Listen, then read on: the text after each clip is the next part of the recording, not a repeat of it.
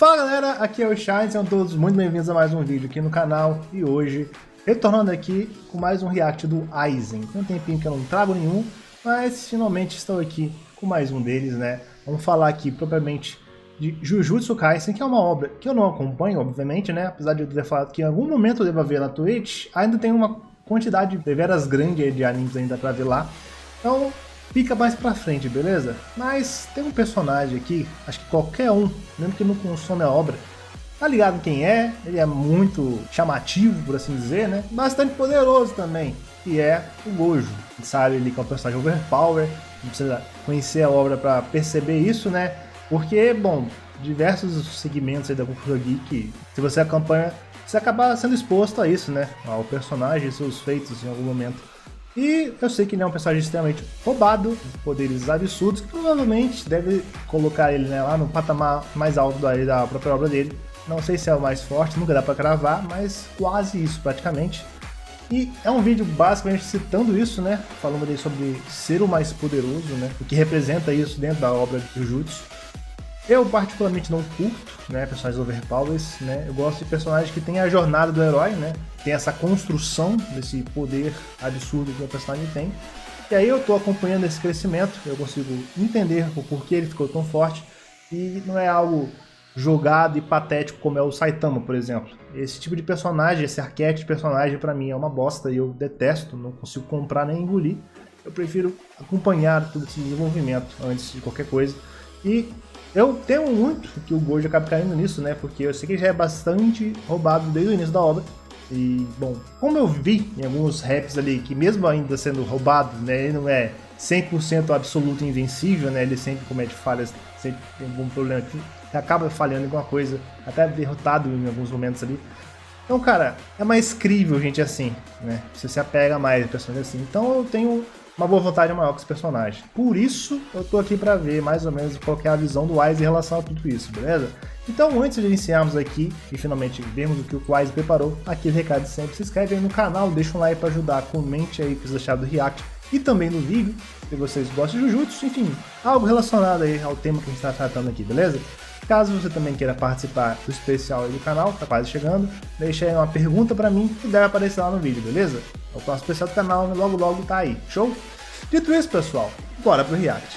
Então aqui no canal do Aizen, vale a pena ser o mais forte? Jujutsu Kaisen, esse aqui é o penúltimo vídeo que ele lançou. Então deixar o like. 3, 2, 1, go! A última vez que eu falei sobre um personagem de Jujutsu Kaisen aqui no canal foi sobre a Maki e o clã Zenin. No vídeo de hoje eu gostaria de percorrer toda a vida de Satoru Gojo e falar sobre como ele é de longe o personagem que eu julgo como o mais solitário de Jujutsu Kaisen. Entendi. Antes de começar o vídeo, me siga no Instagram, o arroba tá na tela e o link tá na descrição. E lembrando a todos vocês também que o vídeo tem, obviamente, spoilers. Claro. Mas vamos lá. Para falar sobre Satoru Gojo, temos que falar sobre força. E para falar sobre força, temos que entender como ela é importante na história. No mundo de Jujutsu, a força é mais do que simplesmente uma habilidade de luta bruta. A força aqui é também um meio para um fim. Entre aspas. Força é forte. É controle. Basicamente. Ser forte significa que você é mais do que os outros e pode impor sua vontade a eles ou realizar a sua própria vontade. Itadori até diz isso, porque ele não era forte o suficiente, por isso não conseguiu salvar ninguém. E também quase matou um amigo. Naquele momento, porque ele não era forte para derrotar seu oponente, sua escolha foi tirada dele. O contrato que Sukuna faz com o Itadori também é mais uma amostra disso. Sukuna só toma controle do corpo do garoto porque o Itadori não era forte o suficiente para enfrentar o Rei das Maldições. Dá até para entender o porquê.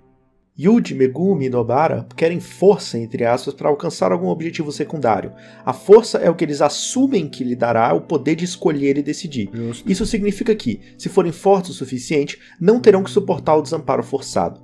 O mangá faz um bom trabalho ao estabelecer que perseguir a força individual, embora possa parecer egocêntrico, não é necessariamente uma coisa ruim, é uma maneira entre muitas de lidar com a vida. Eu já vi muitos nomes para esse arco, mas eu vou usar simplesmente arco do flashback para me referir ao arco que fala sobre a adolescência do Gojo. Mas pode chamar de arco do inventário oculto, arco do Star Plasma, arco do passado do Gojo. Vocês sabem meio que de que arco eu tô falando. Arco do flashback. Satoru Gojo é um homem muito especial para o universo Jujutsu. Vindo de um dos grandes clãs, ele nasceu com a técnica ilimitada junto com os 6 olhos. O guia de Jujutsu faz questão de afirmar que, além de ter sido o primeiro em um século a nascer com essas duas técnicas, até mesmo dentro da história do seu clã no geral, isso era um evento raríssimo. Seu nascimento e o modo como ele foi tratado e protegido a vida toda criou em Gojo a ideia de que a força é o que realmente importa. Tanto que ela define seu tratamento com outras pessoas. Vamos voltar para o capítulo 65, o primeiro do arco do flashback. A cena de abertura aqui é com o Tahimi e Mei Mei presas dentro de uma barreira criada por uma maldição. Aqui, as duas pensam em uma estratégia quando de repente o Gojo aparece quebrando tudo. Depois, ele brinca com a cara da Utahime por ser fraca, enquanto Mei Mei ele claramente respeita. Essa pequena parte é importante porque já diz absolutamente tudo que você precisa saber sobre a mentalidade do Gojo. Não há planos e metas, a força resolve absolutamente tudo. Quem é forte tem a sua admiração e os fracos são motivo de piada. Agora, eu não diria que esse desdém ou desprezo seja porque ele odeia pessoas fracas. Ele só não quer perder tempo protegendo-as, porque elas não são como ele, não nasceram como ele e não sabem o que é ser ele. Caralho. Ele nunca precisou se relacionar de verdade com pessoas, porque essas mesmas pessoas o usavam por conveniência. Gojo não é o cara mais agradável do mundo, então as pessoas anseiam pela sua presença unicamente pelo que ele pode fazer em termos de poder. Tanto que o único que realmente se relacionava com Gojo era Geto, o segundo mais forte.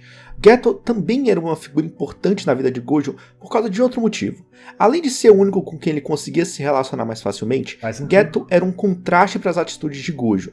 Sempre foi ele quem resolvia as coisas nas quais Gojo não era bom.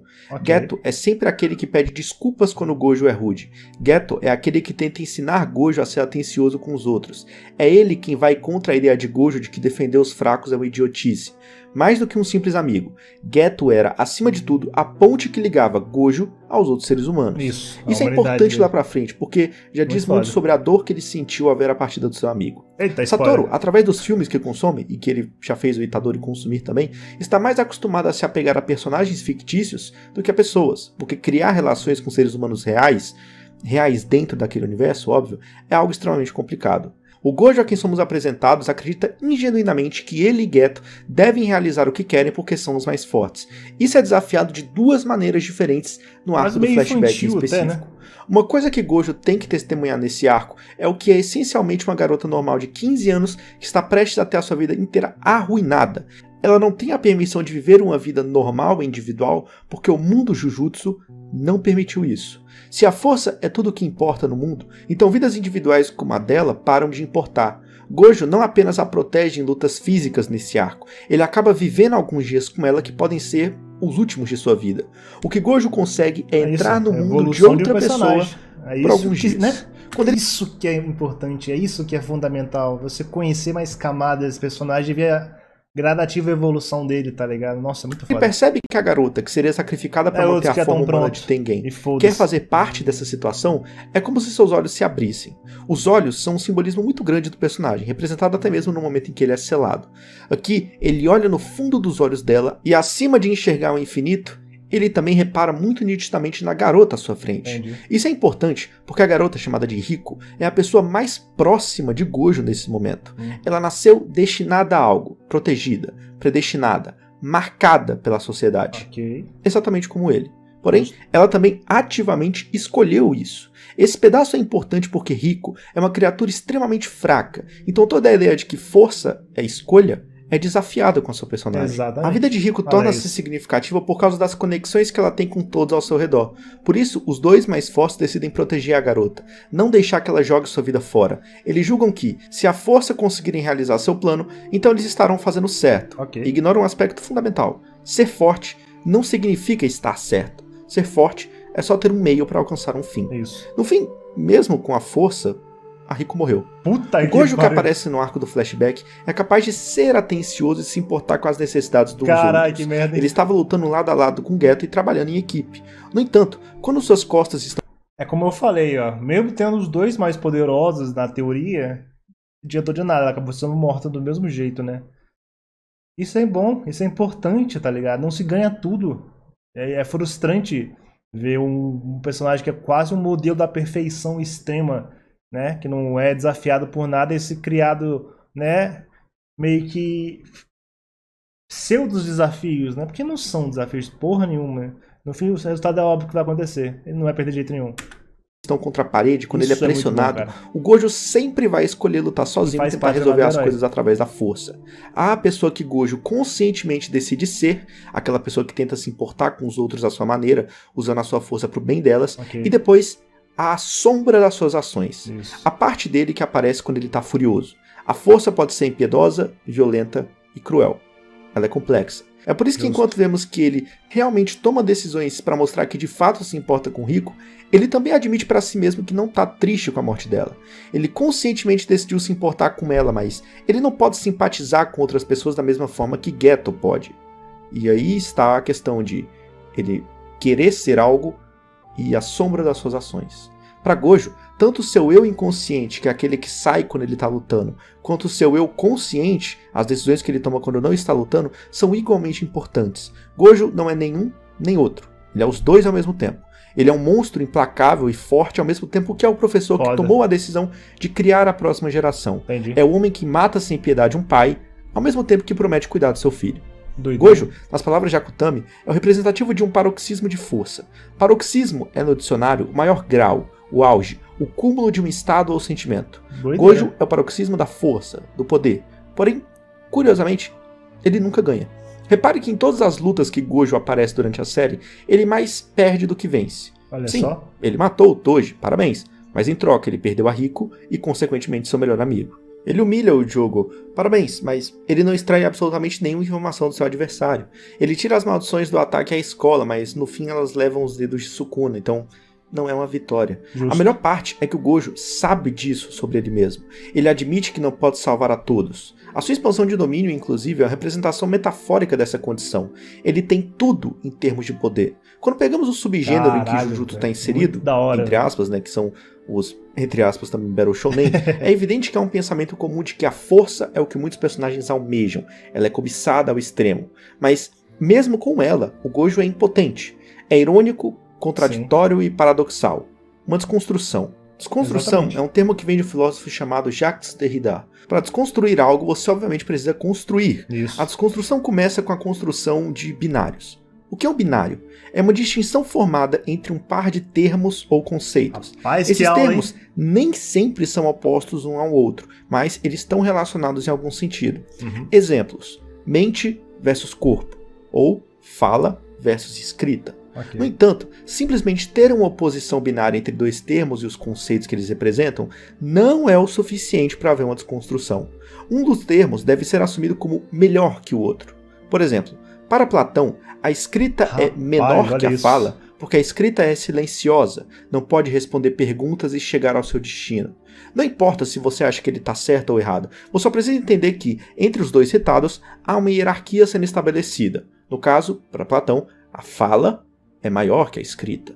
Para existir uma desconstrução, o binário e sua hierarquia devem desmoronar. Você deve de alguma forma demonstrar que a distinção hierárquica criada entre os dois termos de um certo binário é contraditória, paradoxal ou falha. O binário que Gojo desconstrói em Jujutsu é a força-fraqueza. Ele demonstra que nem sempre a força é preferível à fraqueza.